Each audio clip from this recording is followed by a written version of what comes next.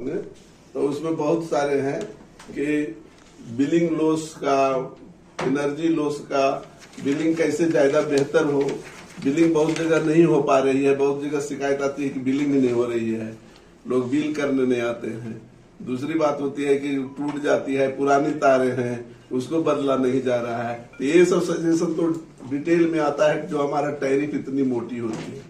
अच्छा sir, JNL से एक सवाल है मेरा, इनसे क्या बताएं? जेएनएल से सवाल हम अभी नहीं कर सकते हैं, उनका अलग से कर लीजिएगा। सर एक अंतिम सवाल आप ले लें कि कितना पैसा पर यूनिट बढ़ा है, छोटा सा कितना पैसा किस किस क्षेत्र में, ये बता दीजिए, दोबारा बता दीजिए। वो सर परसेंटेज में है, आपको उनको अलग अलग बढ़ा है तो अलग अलग ही बताएंगे। हाँ बता दीजिए, बता दीजिए। अलग अलग जैसे डोमेस्टिक में एक में बढ़ा है, एक में बढ़ा है 40 पैसे, जो पहले 6.30 था वो 6.70 हुआ, 40 पैसे बढ़ा।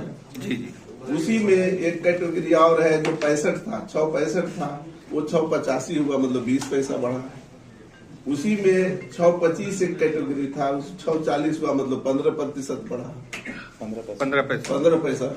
तो इसलिए एक साथ नहीं कर सकते हैं कि क्या बढ़ा। नहीं, ओवरऑल 40 पैसा, ओवरऑल 9.3-4% बढ़ा। सबको ध्यान में रखते हुए मांग था 40%, कम से कम बढ़ोतरी 15 पैसे से लेकर 40 पैसे तक बढ़ गई। सर आपसे सवाल है फाइनली कि आप लोगों ने कोशिश क्या की कि बिजली में मतलब सुधार पहले करें, उसके बाद रेट बढ़ाने देंगे? क्या सुधार के लिए तो डायरेक्शन वही दिया जाता है कि आप बिजली में सुधार करें, क्योंकि इंडस्ट्री जो है तो शिफ्ट होते जा रहा है दूसरे कंपनी पे, क्योंकि इनका पावर जो है तो रिलायबल नहीं रहता है और इंडस्ट्री उसमें फेलियर हो जाता है। उनका जैसे प्लास्टिक की इंडस्ट्री है, वो लोग बताते हैं कि जैसे वो मेल्ट किए और तब तक लाइन कट गया, सारा मेल्ट हुआ, उनका चीज जो है तो फिर जम जाता है, तो फिर उनको दोबारा जब बिजली आती है तो फिर उनको कॉस्ट ज्यादा पड़ जाता है।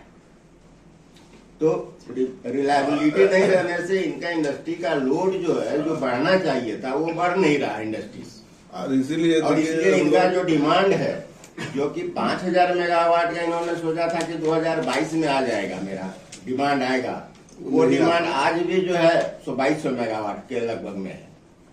तो 3000 का इंफ्रास्ट्रक्चर तो बनाते चले गए, लेकिन उसके कंपैरिजन में जो डिमांड आना चाहिए था, अगर वो डिमांड रहता तो लोगों को और अच्छी बिजली मिलती और वो सिस्टम का उपयोग हो पाता।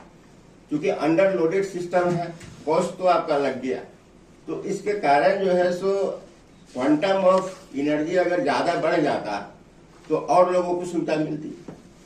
तो इसीलिए जैसे इनको हम लोग ये बोल रहे हैं कि आप अपने चीजों को अच्छी रिलायबल बिजली दीजिए, जिससे कि इंडस्ट्री आपको रुके, सस्ती बिजली दीजिएगा, नहीं तो फिर वो जिसको में शिफ्ट कर रहा है, डीवीसी में शिफ्ट कर रहा है, उसके पास उपाय नहीं है, वो इनके पास यहाँ पड़ा, लेकिन वो भी बंद होने के कगार पे सुनते हैं कि भाई हमारे दिक्कत है, क्योंकि जो दूसरे में सेम टाइप का इंडस्ट्री अगर दूसरे में चला गया, इसको कम बिजली की इधर सेम बिजली लगता है, तो वो जो है सो कम्पीट उससे नहीं कर पाता है, प्रोडक्शन कॉस्ट उसका ज्यादा हो जाता है।